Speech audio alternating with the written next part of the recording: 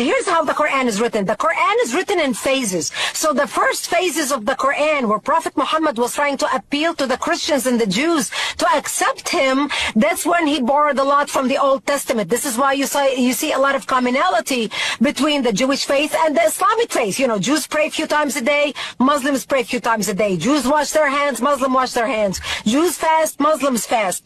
And so Muhammad wanted to create this religion that make it palpable to the Jews. So because nobody in his own city would accept him after 12 years of preaching.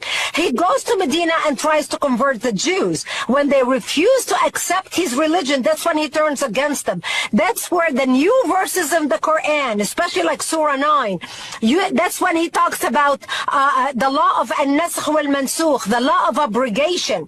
That means if there is any verse in the latter verse of the Quran that contradicts the verse before it, or any verse that came before it, the first verse is erased and the latter verse becomes the law. And after the Jews refused Prophet Muhammad after the year of the Hijrah, when he went to Medina, when he became when he turned against them and they became the enemy, that's when we see all the violent verses in the Quran against the Jews and the Christians, against the people of the book, against, they call the Jews najas.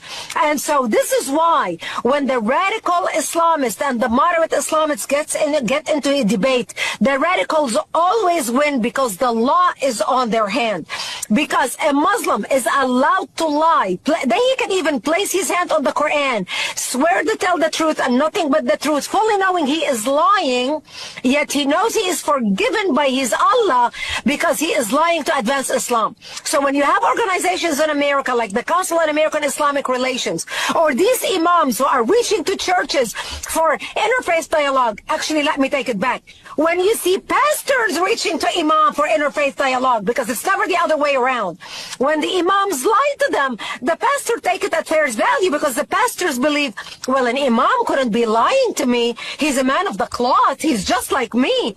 And this is how the Islamists have been able to lie and deceive and infiltrate and dominate in certain areas, because they are using this lying law, an-nasakh wal-mansukh, and it's called taqiyya, the law of taqiyya, in order for them to deceive the infidels. That's how they overtook Europe. They're overtaking Europe, and that's how they're starting to do it in the United States.